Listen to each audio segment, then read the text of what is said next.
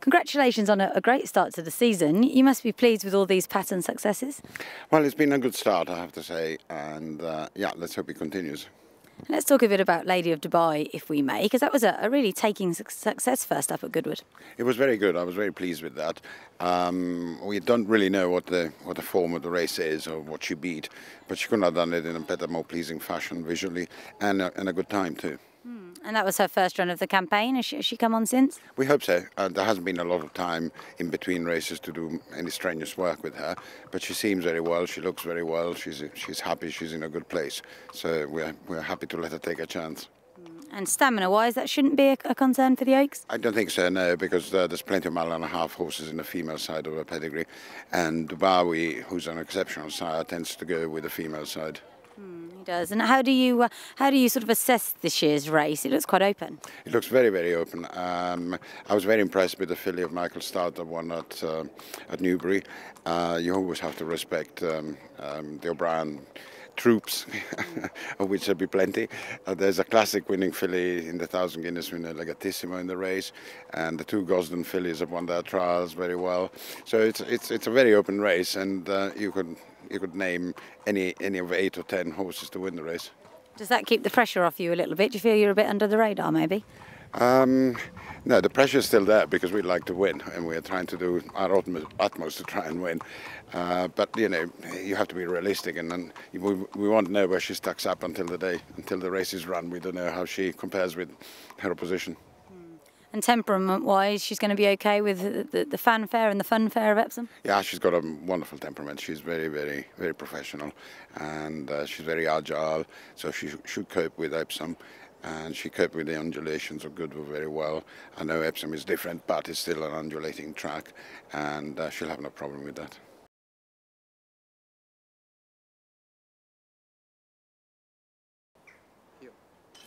Welcome to Bedford House Stables in Newmarket, which since 1976 has been home to trainer Luca Cumani. Of course, he doesn't need much introduction as one of the most successful trainers on the international stage in recent years. But the team here have also had a really good start to 2015. Postponed, Lady of Dubai, Second Step and Mizu are all horses that have claimed big pattern successes for them, which leaves them with a lot to look forward to for the rest of the season.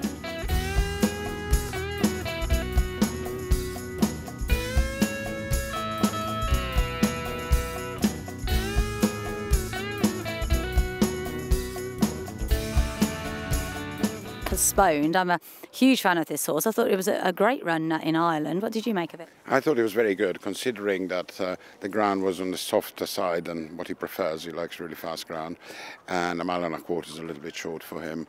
And it was first time in Group 1.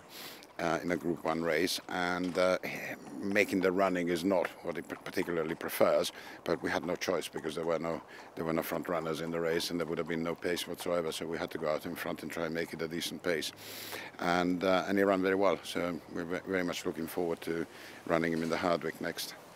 And you think certainly a 1.5 miles will play to his strengths, because he wasn't stopping at the end over there in the Curragh. No, he wasn't stopping at all, and as we know, he won the Voltigeur over 1.5 miles on fast ground last year and looked very impressive in so doing, and so we're now going 1.5 miles, which is where he belongs, really. And looking ahead to the rest of the season, he does look like a horse who's improving. Races like the King George, will they come under consideration? It's very much on the radar now, and as long as everything goes well in the Hardwick, he will be in the King George, yeah. Is he quite straightforward to train in the mornings? Yeah, very straightforward. Again, most Dubawis are extremely straightforward. They have wonderful temperaments, and they're very easy horses to train. You've got quite a lot of them, haven't you? I'm very lucky to have quite a lot of them because Sheikh Mohammed Obeid obviously is a great fan of Dubawi since it's his horse, and so I'm very lucky to have quite a few of them. And he's been a huge supporter of your yard. It must be really pleasing that his horses are doing so well. I'm very pleased. I mean, he's been with us since we won the Derby with High Rise, and that's quite a long time ago now, 1998. And he's been a very loyal supporter, and you know, we get on well, and we've had lovely times together, and let's hope we can have more now. Talk about some of the other stars. Second Step perhaps sprang a little bit of a surprise at Newmarket, or what were you expecting a big run that day? No, I didn't expect to beat Telescope, in all honesty. We just thought we hopefully run into a place, and so that was a bonus to win the race. He's not going to go to Royal Ascot because we think that the short straight at Ascot doesn't play to his strengths. So he's probably going to wait for the Princess of Wales at July Meekney. Oh, okay, so that you sort of view his future very much 1.5 miles and upwards, perhaps? 1.5 miles is ideal for him. He doesn't need to go any further than that, and 1.5 miles is good. And the form of that race, of course, has had a nice boost with Telescope winning since. Sure, I think Telescope must probably improved, and the race at Newbury was run more to suit him, and there wasn't a lot of opposition, in fairness to him. But he'd be a tough nut to crack with Postpone. Telescope is the one that we really have to step up to try and beat. Another one we can't not talk about is Mizu, who won a really good Sagaro Stakes, and that form's worked out well as well, so you must be pleased. Yeah, very pleased to see the second and third reproduce that form in the Henry II, and he goes to the Gold Cup with a live chance. It's a very open Gold Cup this year, I think. It is. A lot depends on what the ground will be. If it's fast ground, then I think Dermot Well's horse may not run, which opens up the race a lot more. Because if the ground is sort of good or softer, then he would probably sort of be the one that everybody will think will win the race. He's very lightly raced, Mizu. Is he quite fragile? Is that why we don't see that much of him? No, not particularly. No, he was a horse that took his time coming to maturity. And to begin with, as a 3-year-old, he didn't show a great deal. He's a very laid-back horse. So he just took it step by step and has done nothing but, step up to a higher grade each time he's run. And later on in the season, where will you sort of look to campaign him, do you think? I think he's a proper cup horse, so he'll probably do. We'll see whether he does Goodwood and York and Doncaster, all those cups. Another member of your Royal Ascot team likely to be Pomona. Is all still going well with her? Yeah, all good with Pomona. She ran a smashing race at Newbury behind Crystal Svezia, whatever she is. And yeah, she was a bit unlucky then because she didn't get a gap until the race was almost over, but she finished the race very well. And she's going to run in the Ribblesdale at Ascot, yeah.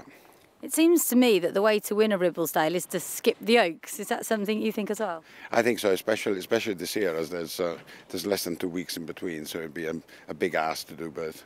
And again, is she a sort of improving filly? Do you feel she in time we'll see a lot more from her? I hope so. I mean, fillies once they start improving, there's no way of telling how far they can go. And as I said, the first run was good. If she'd found a gap earlier when the jockey needed it, she might have given the winner a race. I don't think she would have beaten her, but she might have given her a race, and that makes her good enough to go in the Ribblesdale. In the Royal Hunt Cup, you'll hopefully have AR. He's done really well since he's joined you. He's done really well. Last year he was a little bit unlucky in the Hunt Cup. He had his run denied just as he was closing in on the leaders, a gap shot on him, and he ended up finishing 5th, I think. And this year he started off well, winning the Newbury Spring Cup. And again, he's another horse that needs very fast ground. If the ground is fast and the pace is good and the positioning in the race is favourable, then hopefully he'll have a chance, yeah. Yeah, it's a bit of a lottery, I suppose, that race. It is. Well, normally 36 runners, you don't know whether you're going to be drawn on the right side, the wrong side, whether you're following the right horse, the wrong horse. But at least we got Frankie on him, and Frankie said the other day that he finally learned how to ride him, and so he's confident about his ability, and so we look forward to it. So overall, would you say this is a strong Royal Ascot team for you? It's fairly strong. Trainers are a bit like farmers. Your horses are never quite good enough, or you never have enough good horses. You always want more, and you always want to win more big races. But we have to be satisfied, considering we're not one of the biggest stables. We are a sort of good-sized stable, but not one of the biggest. So to have 6-7 fancied horses for Ascot is good. Before I let you go, we rather miss you in Dubai. It's been a while since the glory days of Presvis et al. Any plans to come out with the team next year or beyond? It's a little bit difficult because my best horses, generally speaking, are owned by Sheikh Mohammed Obeid, and he always tells me that he likes to see his horses run in England and not anywhere else. And so I doubt that he'll change his mind. And now with the dirt surface, it complicates things a little bit, because you just wouldn't know how to pick a horse who's never seen dirt to go on dirt. So it's a bit difficult to know which horses to take and so on.